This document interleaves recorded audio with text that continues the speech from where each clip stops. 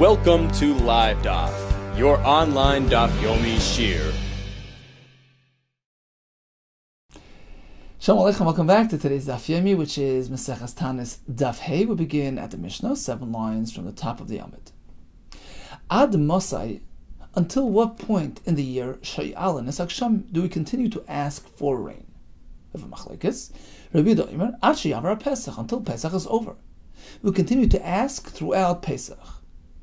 Rabbi Omer, even further than that, Ad She'etz Nisan, until the Chodesh Nisan is up, because the entire month of Nisan still carries potential rain. Shenemar, as we find in a pasuk, Vayoyed lochem Gershem, Hashem brought down rain, Moire u'malkish barishin, the earlier and the later rains, both barishin, in the first month of the year, Chodesh Nisan. Although that was an exception, it was actually a nes, as the Gemara will explain for us, but nevertheless, as Rav Meir, we still see that Chodesh Nisan is still potentially part of the rain season, and therefore, why not continue asking for rain until the end of that month? Amalei Rav Nachman, Rav Yitzchak. Yora ben Nisan, we say Meire u'malkish, the earlier and the later rains took place in Chodesh Nisan. Yora, the first rain, Meire and Yora, the same thing. So that's ben Nisan. It's way too late for Yora. Yora b'Mar Cheshvanu. Aren't the first rains meant to arrive in Mar Cheshvan? The Sanya Yora b'Mar Cheshvan u'malkish ben Nisan.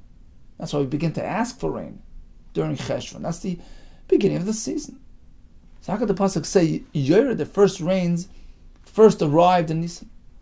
Amalei, Rabbi Yitzchak responds, Hachi Amar Rabbi Yehuda. Let me tell you something in the name of Rabbi Yehuda. In fact, this wasn't a typical standard year.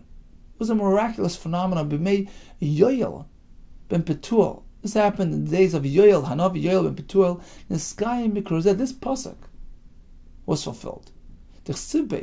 Because in that time there was a klal, there was an einish.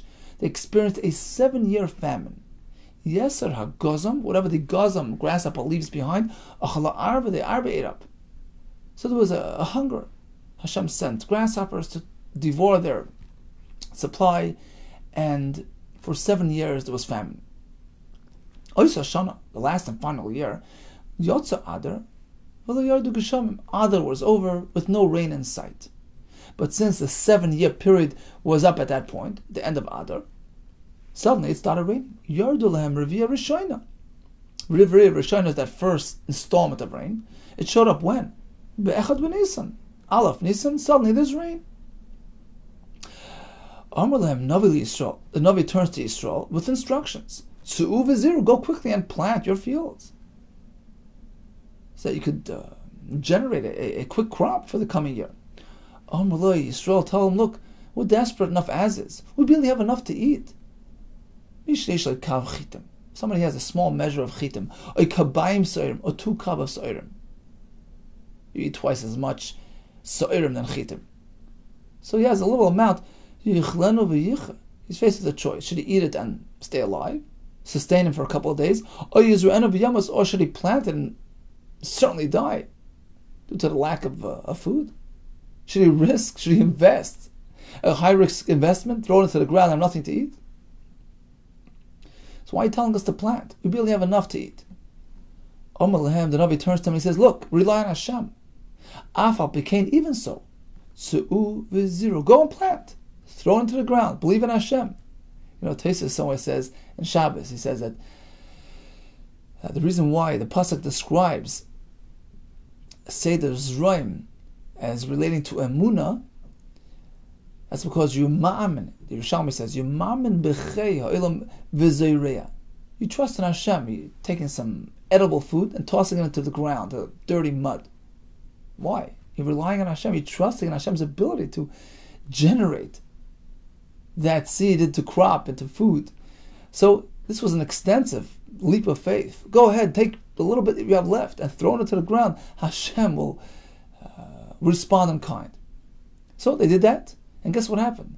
Suddenly they experienced a nes. It became revealed to them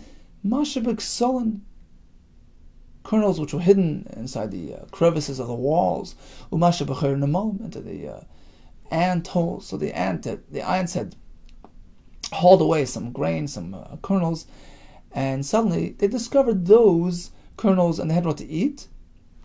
for the next couple of days. And Farshim say the nes only happened after they followed instructions, after they were Meiser Nefesh. Suddenly they discovered food. So that's what happened. Yotzu v'zoru, they planted Sheni u'shlishi v'revi. Marsha explains, they planted it on day 2 of Nisan, but it takes 3 days for it to take root. And then it rained again. V'yordolem revia shnia, the second installment of rain, showed up b'chamisha b'Nisan, on day 5 of Nisan, when the seeds were already in the ground and absorbed and had taken root. And the next installment of rain generated extensive, expedited growth. Hikrivu Eimer b'shisha asa b'Nisan. Suddenly it started growing. In fact, day 16 of Nisan, everything's ready to be harvested. They have barley for the Eimer just in time. So this was a miraculous growth. It took barely 11 days.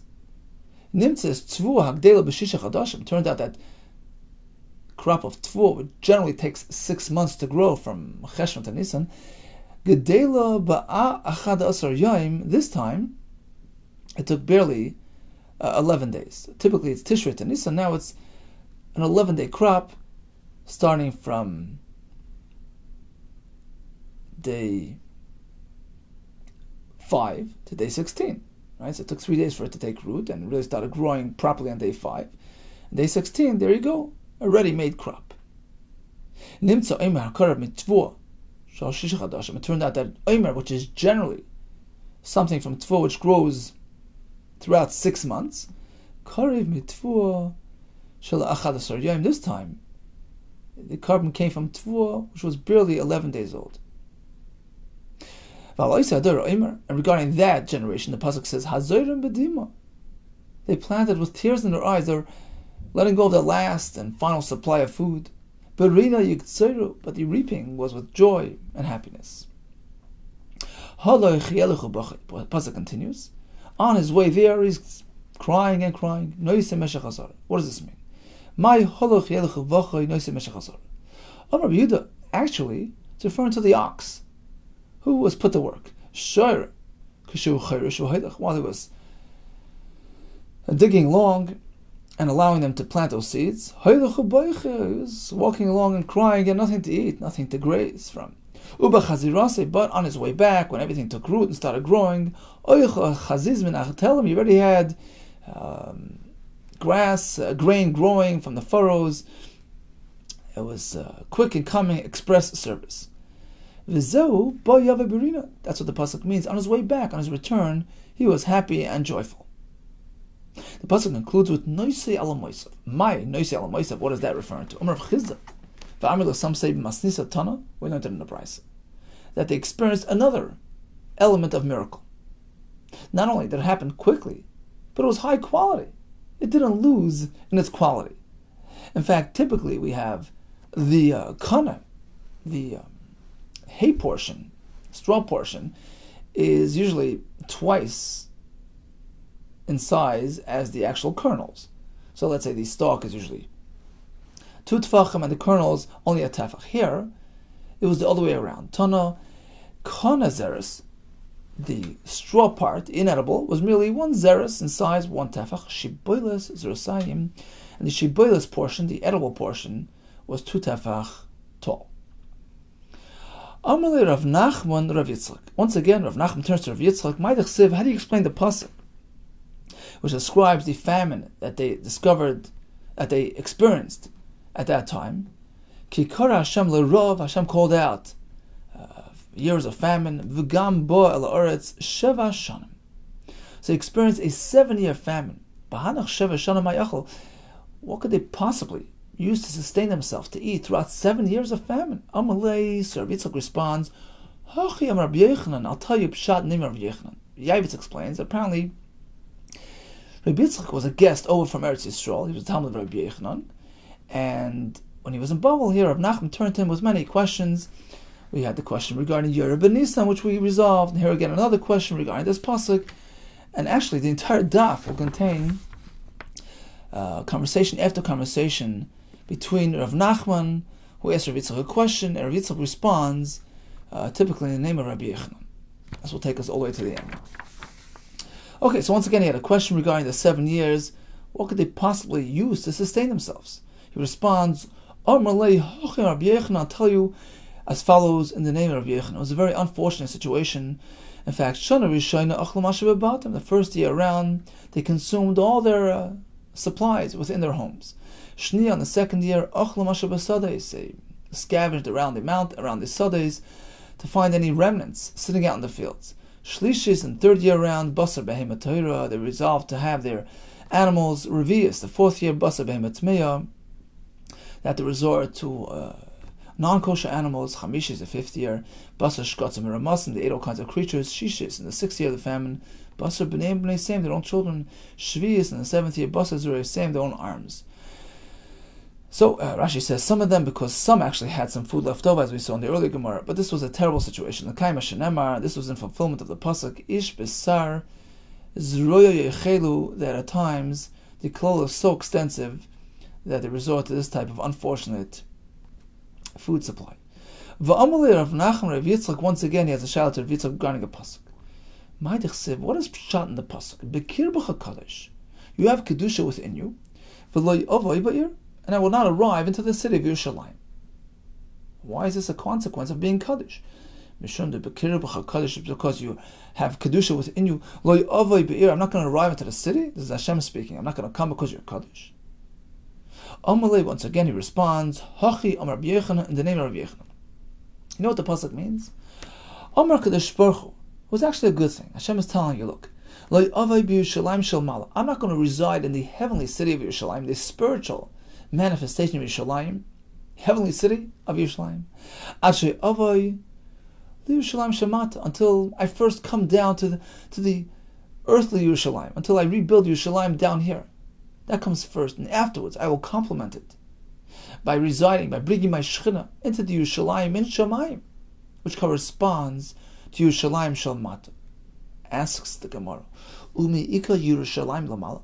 Do you mean to say there's a heavenly city of Yerushalayim? And yes, T'chsiv Yerushalayim HaPnuya. Yerushalayim is a built city. Ki'ir shechubra lo yachtav.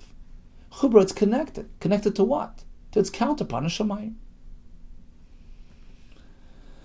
V'amalei Rav Nachman l'Rabbi Yitzchak. My T'chsiv, how do we understand the pasuk which says Ba'achas Yivaru v'Yikislu Musar Havolim Eitzu? What does this mean? Amalei, once again, the name of Rabbi Yehuda. Hachim Rabbi Yehuda. Achasi. The pasuk is speaking about one. Achas.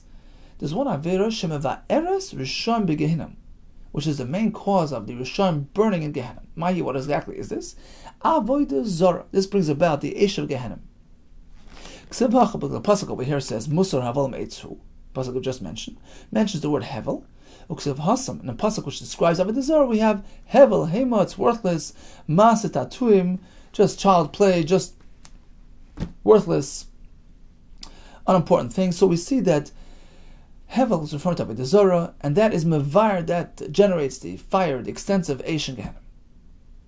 Further, V'amalei Rav Nachman Rabbi Yitzchak. My Dechsiv, what is Pshat in the pasuk? Kishtaim Rois Asa Ami.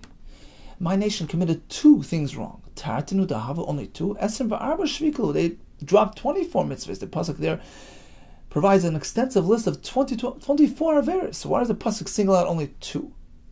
Amalei Rav Yitzchak responds, the pasuk is singling out one concept of Avodah Zara which is equal to 2 averos.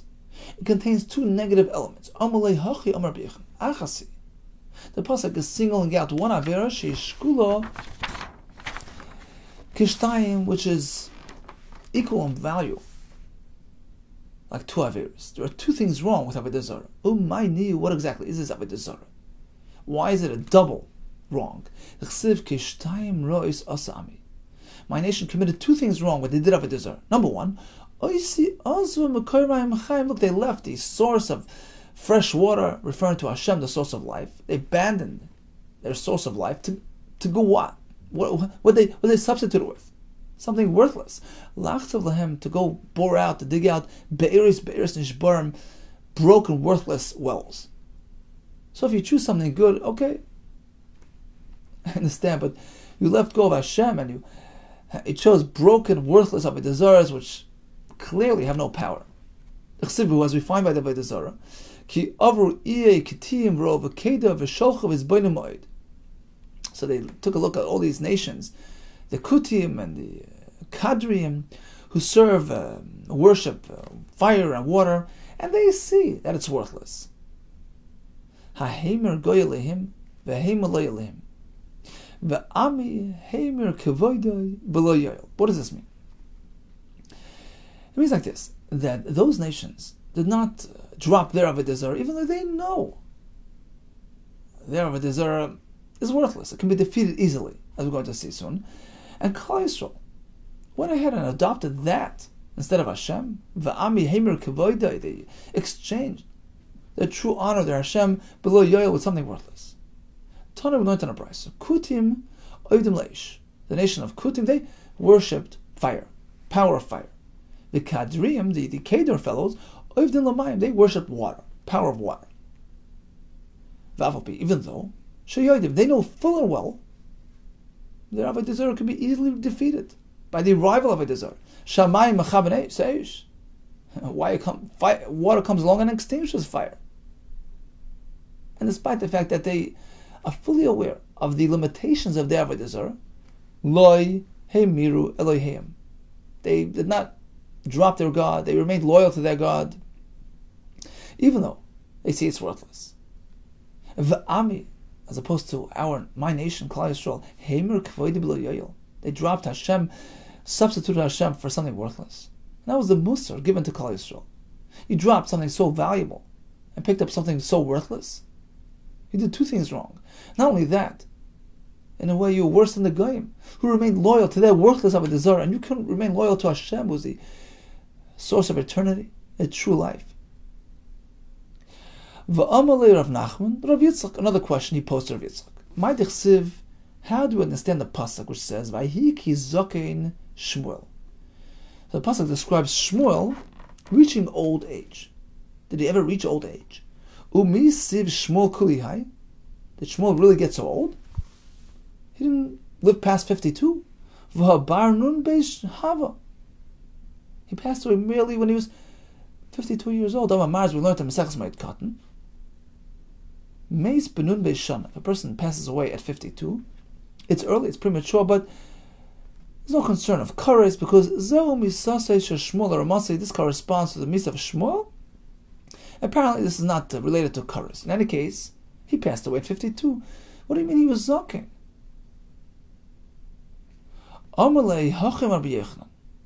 So once again, in the name of Rabbi Yehuda, Zikna Kaf Tzalav. Hashem arranged a premature Zikna. He should look old. Rashi says, his hair turned white. Hilbin Sa'are, like we had by Rabbi Gamliel when he became a Nasi. So suddenly his hair turned white to give him that appearance of old age. What was the point of this? D'chsiv.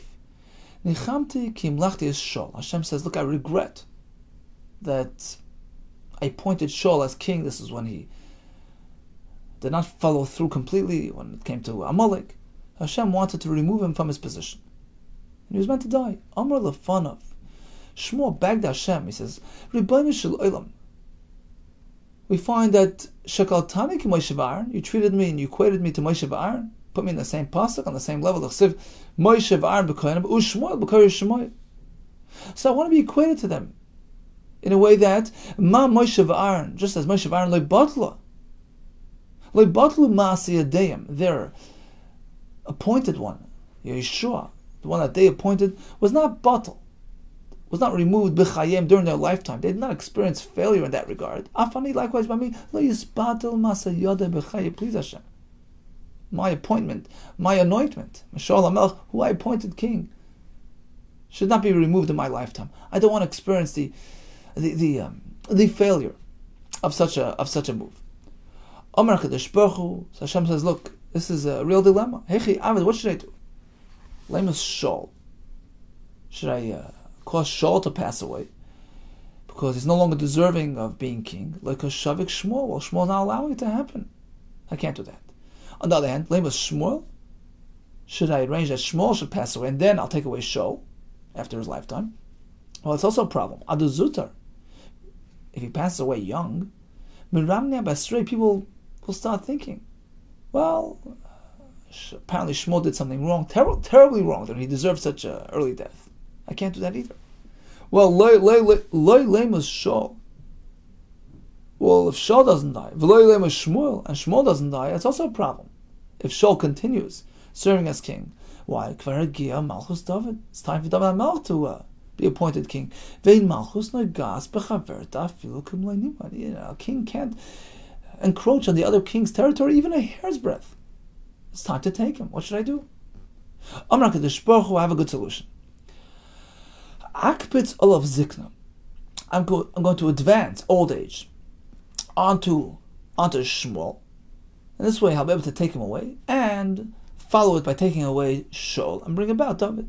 That is pshat in the pasuk. V'Shaul yoshev bekiva. Shaul HaMelech was sitting in Giva. Giva was Givas ben Yamin. Tachas ha'eshel b'Rama, underneath the big tree in Rama's Ephraim. Two different territories. Two parts of Yisrael. V'chimatnin Giva till Rama. What's the connection between Givas ben Yamin with Eshel Ephraim of Rama? Elalei Melcha, there's a lesson here. Mi goram l'Shaul. Who extended Shaul's malchus? Mi goram l'Shaul sheyeshev begiva shtei shana mechza. Who gave him another 2.5 years of kingdom? Tefillah shel Shmuel HaRamasi. Because of Shmuel HaRamasi's tefillah. That's what the pasuk means. Shaul yoshev begiva. That's where he resided. That's where he was king for another 2.5 years. Tachas ha'eshel. Underneath the schus, because of the big tree, he was being protected by Shmuel, the large tree Barama, who resided in Ramas Ephraim, in the mountain of Ephraim. Asks the Gemara, if so, turns out that ultimately Shmuel passed away early. Hashem made him look old and took him away. It doesn't appear like he did Naver, died of old age. The fact is he did die because it was time for David to be appointed king. He had to take him away. He said Shaul would pass away and then David will come.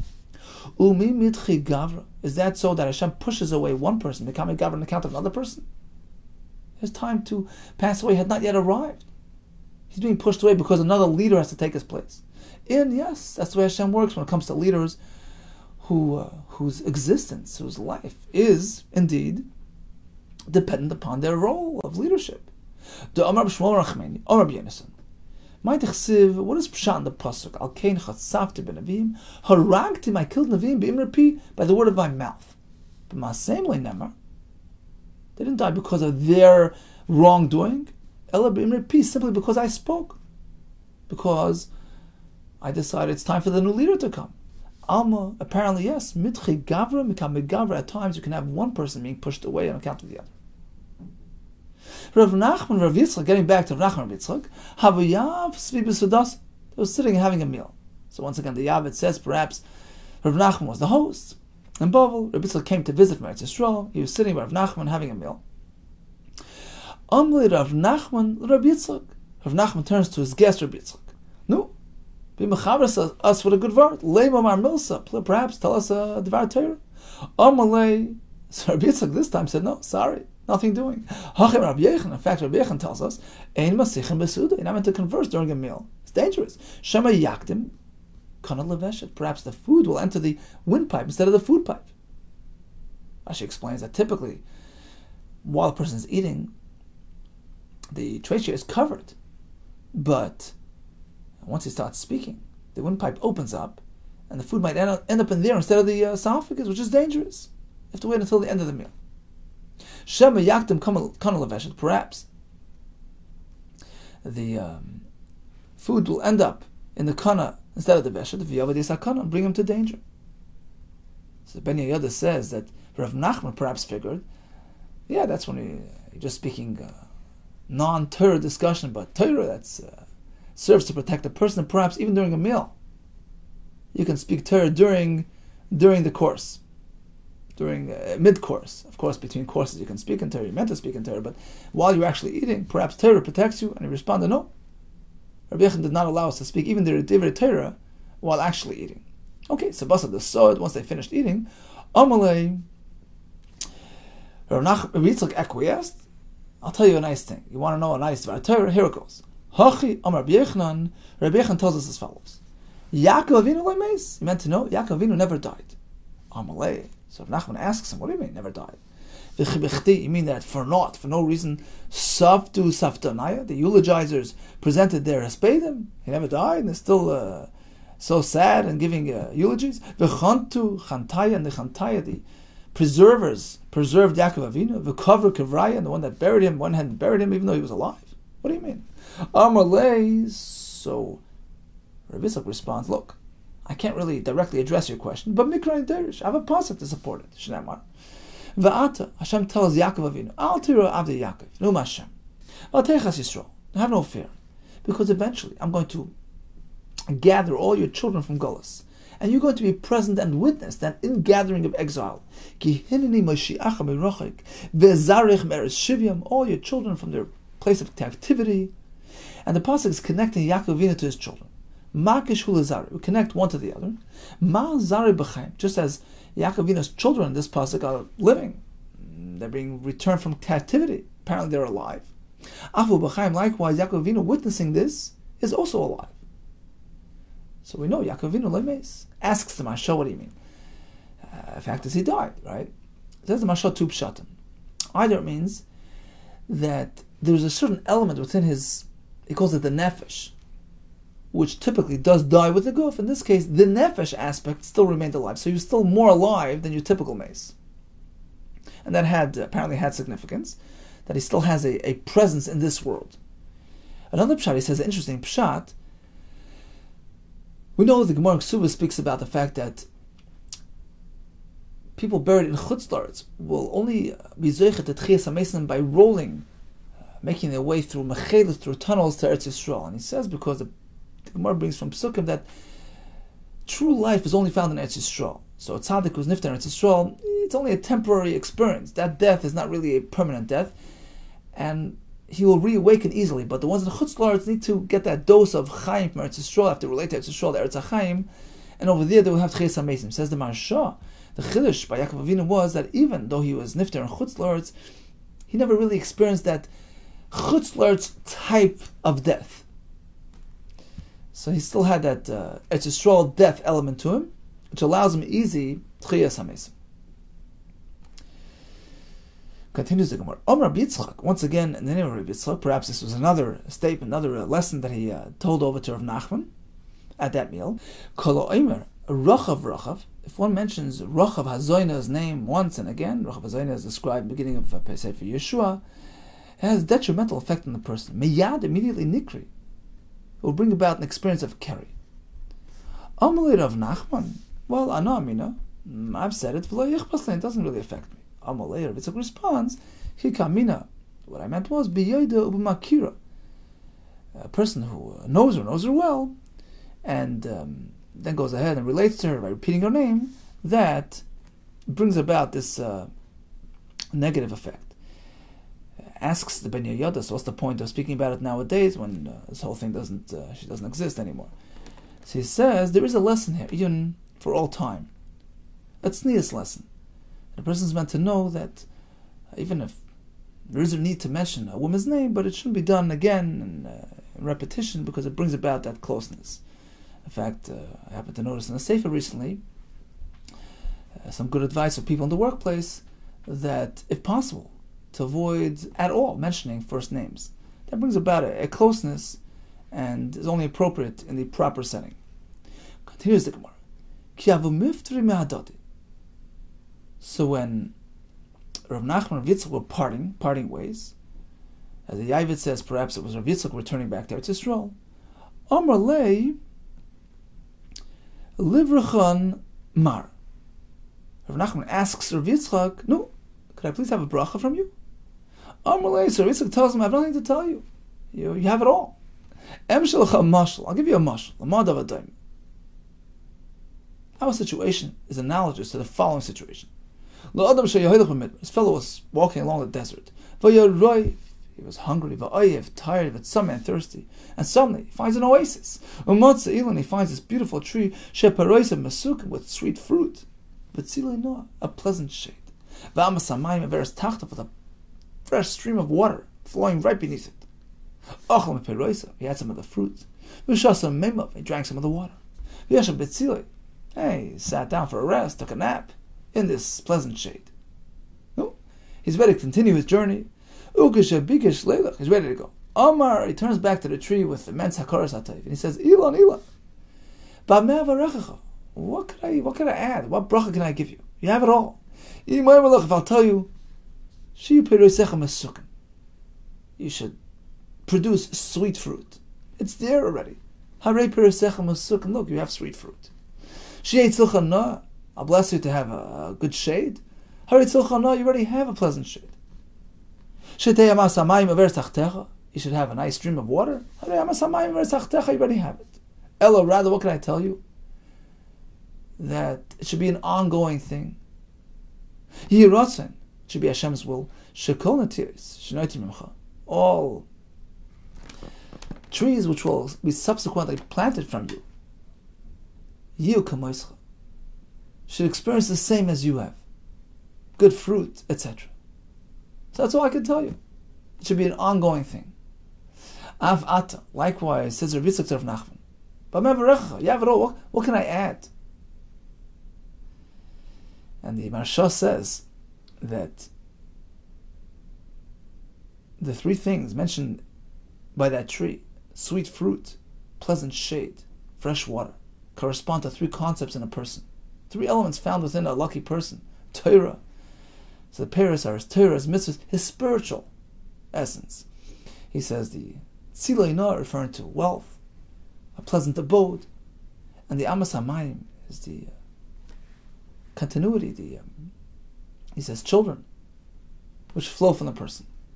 So that's what he was telling him. Look, what can I tell you? What can I give you? Imba Torah. Is it Torah that you're missing? Hari Torah, you already have Torah. Imba Oisha, wealth. Hari Oisha, you already have it. Rav Nachman was a son-in-law of the Nasi. So he was blessed with Torah and Oisha. Imba Banim. What about children? Hari Banim, you already have that. Elo, the only thing that's left for me to tell you, Yiratzain, Sheyu Tzetzoy Mayecha Kamoischa, that your children should continue and have the same as you have, continue your legacy, Torah, Oisha, etc. Okay, so we had a whole Daf Gemara with several conversations between Rav Nachman and Rav Yitzchak. We discussed the whole story regarding the famine which ended at that year, and they had rains during Chodesh Nisan. In fact, this provides a source for Rav Meir's sheet in the Mishnah. You continue asking for rain all throughout Chodesh Nisan, which is potentially still part of the rain season. We had the miraculous growth of the Tvor that year and the Omer, which was brought very quickly. We had the concept of Yerushalayim Shel Mala, which corresponds to Yerushalayim Shel Mata. We had the fallacy of the Zara. We had Shmuel Hanavi's early Zikna. We had the concept of everything's bashert. Every melech has his own time, his own place. Nothing encroaches on the other. We had Ein Masicha Mishas Uda, Yaakov Binu Lameis, Ilan Ilan, Hiratzen Sheyu Tzetzoy Me'echa Kamaycha. All the best to you and much atzlach.